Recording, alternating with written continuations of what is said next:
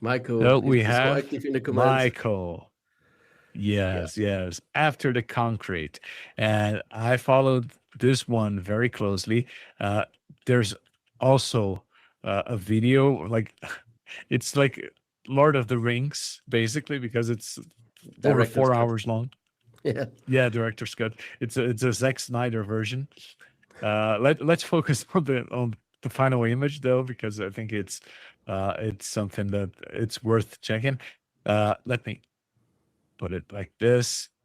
So the thing is, if you followed the work in progress thread, I remember looking at it, and let me share it here. I think it's going to make a lot more sense if I do.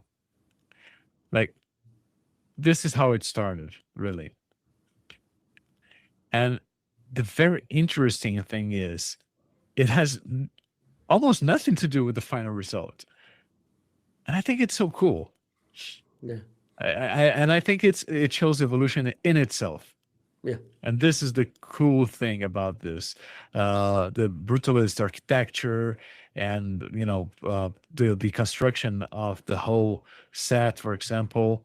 And you can clearly see that the first idea was to let's create a connection between these buildings and create a new shell on top of them. So it kind of shows that they are changing in a way, the old one becoming the new one. And then when he started to create more ambience, and again, this is fun to read. Like we can see that Michael was happy with this idea up to the point that he was working on the environment Yeah. already. Like, this is cool, this is ready. I said, and then we see this, which is a crazy departure from the original concept. But And in the this right is direction. again in the rhetoric, of course. And this is so cool because all of a sudden it took a turn and it became an alien sort of architecture. And that's what I thought it was so cool. And this also is a very cool addition. Feel like trying out different moods, trying out different colors, different, filters, if you will. So it makes it even that more interesting. And you can see that people engaged a lot with it because of that, because they can see it's something that it's worth, keeping an eye on. And in the end, it is so surreal, really, because and we might want to compare. We don't want to compare the works here, but if we take the same theme is from Alexandre's entry, for example, which is like maybe an alien invasion or something. This looks like an alien invasion as well, but it doesn't look like an alien invasion in a bad way. Yes. More optimistic one. Yeah. Yeah, it looks like okay. I'm not saying this is alien, right? I just sound like one of that guy from History Channel. Like everything is aliens, Aliens. Yeah. but aliens. Well, I need to let my hair grow a little bit. But the thing is, this looks alien, like with this weird mesh that goes on the outside and feels like roots reaching out to the ground. But again, it doesn't feel like it's overtaking the place. And that's probably my reading. But it's like, okay, this is like they're mixing with the existing architecture. Yeah. This is new and this is old. But this is alien. Yeah, but it's not bad because you can see there's something going on inside. And I can go as far as I want with this because it's my take on this. But I can see like there's, for example, trees inside, and the glass is a little foggy, and there's probably people living in there. It gives you room to wonder, Yeah. and I think it's very cool. And also, it's not happening only to this building because they are clearly part of you know, the same company, let's say, right? But in the end, it's like it's all around. You can see one in the back, another here. So it feels like something that came from God knows where, and it blended with the architecture. And Yeah. Michael is saying here, I was trying to make it like surrealistic style, and it is very surreal, but in a very interesting way. And again, if we start, comparing stuff with themes, again, not images, but themes, the way people, manage to navigate each team, each theme, you can see that this is a different take on the same theme, which would be like an alien invasion, and how architecture evolved in different ways. And this is very, very interesting, at least to me. Totally. I mean, first of all, we gotta say Michael is a fantastic artist, very talented, and also very skilled. Um, he introduced himself on a campus also a few weeks back, and it was very interesting to see his story. And he also makes a making of his works very often, which is lovely because there you can actually see the techniques he uses to make fantastic looking works. And this one is the next in the row, and we also have a 4-hour video showing how it's done, which is great because this helps everyone learn. Because some people will see this and then they will go like, "Oh, I want to know how it's done," and there is a video showing it, from which people can learn. The challenge task absolutely fulfilled here, 100%. The rigid brutalism against those organic soft forms. To me, they look like they grow. They have kind of grown out of this because of the visible roots. And I gotta say, as somebody who comes from an ex-Eastern Bloc country, from Bulgaria, seeing this hits pretty close to home because I feel like I've seen actual winter snowy evenings who looked like this, at least the bottom part of the image without the blobs. Obviously, we didn't have them back then. And this tells a bit of more of a story, like similar to that church image. This tells a bit of a story of, this brutalist regime, or this government regime that we used to have in those countries. And the brutalist architecture is a great metaphor for it. And then we see the new, lively, organic, natural forms. And this is where the light is. And then you can interpret this in so many ways. You see how the brutalist architecture has no light, no life in it anymore. The life is now focused in those modern, nice organic forms. Also, we have this bus, and the optimistic thing about it, at least the way I read it, is that it's heading towards those blobs, towards the light, which is once again something good happening, even though the bus itself is dark. So I think this is the type of image that we can sit down with a beer and have a 2-3 hour conversation on, and see if we can agree on something there or not. But yeah, obviously it is very, very strong when it comes to the storytelling, the composition, the way yeah, this was my main idea. My countries also was in the USSR. Yeah, many countries who were under the USSR, most of them look like this. Some of them until today. So yeah, it's kind of understandable that an artist coming from those countries aims at something different or wishes for something different, and kind of depicts their wishes with an image like this, which I find very, very strong. And yeah, I mean, we can really talk for hours about this. So I'll just, in order to Yeah. be fair and say something criticism like for every work. Here, I gotta say that knowing Michael's skills, I would have wished for a bit more love and care and effort put in the fore and mid ground, the areas near the camera. We talked about this. He said he deliberately made it to look like let's say, an architectural model or something like this, like a mock-up, which I see and understand, but still, I think there is so much like realism already going on the blobs. I think we could have had it at the bottom, in the street as well. And I personally would have wished for an even stronger metaphorical um, impact of this image, would have wished to have a window here and there in the brutalist buildings also be lit up to show that some people are still living in the past while most of us have moved into the future, into the blobs. And maybe, certain graduality to the amount of windows that are lit up towards the blobs, just to build up a bit of attention. But once again, it's very, very subjective, but it's fantastic. Yeah, it is. And I was thinking here while you were speaking, there was on the work in progress thread, there was a version with a very uh, a very lush vegetation on the foreground with more elements in the Yeah, foreground.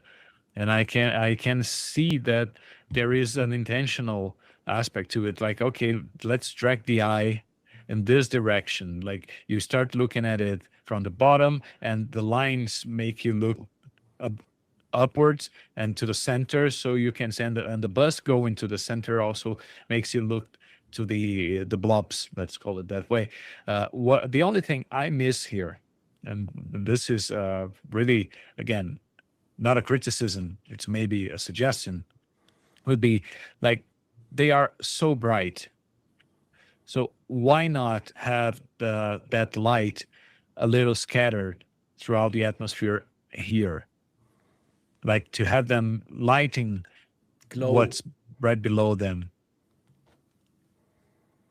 Like I think it would make sense because then it would also send a message saying like, okay, you see this is the future, and the future is shedding some light on the past. And even though there's no one living here, this means that people can come and they eventually can come back to living here, but in a good way, not because they're poor or because they have nowhere else to go, but because we are here, we are casting a shadow in a way, like an inverted shadow, Yeah, if you we're will. glowing, and yeah, Yes. I agree. And I think that would give it a very positive vibe, because then it would give also the bus another reason to go there. It's like, okay, this is a beacon. So Yeah, people want to go there. They want to be there. And even though most people will not fit inside the blobs, right? Let's be honest. You can't fit as many people here as you can in a building like this. But still, people want to be there. They're not scared. They're not afraid of the roots or whatever. And also the symbology of the roots, that they come from here and they reach out to the ground, meaning they're here to stay and to spread and to grow. I think it's a very beautiful message as well. agree. Oh, that was a lot. Yeah, I think we could talk for So hours about works like this. Really, yeah, as Alexandre, he wrote somewhere, beer plus art discussion. Loved it. Absolutely. I yeah. mean, we're missing the beer. We have Rivers are water. Yeah, I also have water here. Uh, Yeah. that's who we are, right? So I think now it's the time. I promised that we would choose a winner, but again, there will be no winners to this challenge, because we do think that this is the challenge. This is part of the challenge, and this is the part of the prize. Being able to, discuss the architectural aspects and the technical aspects of the images along with you guys. But of course, we can always say that which ones are our favorite images. So, Theo, from No, these I five don't want images, to. It's time for me to go. Sorry, Rick. Um, sorry, you're breaking up. Like, yeah, yeah. Goodbye. No, what you want me to really pick one of those images now, or what? again, not the best image, your favorite. This is really unpleasant. So far, I enjoyed this talk very, very much. Now I don't want to be here anymore. Yeah, Um, my wife says just the same. I was enjoying talking to you until now. yeah. So now you see how it is. Now I understand her. Yeah. I mean, I have them all open here with me, and I yesterday I spent so much time looking at them, and every time I went to decide something, I would discover something new, which will kind of lead me to one or the other more. Very tricky, but I don't want to, play with your patience. I think if I have to pick an image as my favorite, I would pick Michael's. Yeah, if I have to pick an image for my wall, it would be romance. Let's go it like this. Okay, so we have different tiers. Yeah, different tiers, but let's say it's if it's just let's say a whole package, I would say Michael. What's your take? You know what? Yeah, and I agree with you. Really, I think that again, we have a challenge. The name is Architecture Evolved, and I think that Michael's work really shows the concept behind evolution, and it was not in an obvious way. And Yeah, that's again, we might spend another 5 hours talking about all the aesthetic aspects of every entry that we got on this challenge. But I do believe that Michael's entry is like the evolution from the first concept to the final one, the execution, all the things that we are able to debrand from the image without even reading the description, yeah, right? Because of course he starts the description after concrete explores architecture as a reflection of ideological systems. yeah, So we could go that route, and that's why I didn't want to read all of them before looking at the images, because I wanted to feel something. And again, like I could feel a lot of these in Michael's work. There's a lot to be felt in everyone's work here. I love Romain's work. I love Alexandra's work. Rushka, same. But Anton. again, Yeah, the thing is, for me, my favorite, because it gives me more freedom to imagine using this as a starting point, is Michael's. So, Michael, congratulations. You are officially our pick for the first CG Connect challenge with After the Concrete. yeah. Congratulations. A huge round of applause. Guys, you're free to applaud if you want. I think it's really deserved. I think it's really deserved, as you said, as a whole package. This is, I think, the image which depicts a lot, which kind of tackles the topic on in multiple layers. When it comes to metaphors, when it comes to the actual visible architecture being evolved.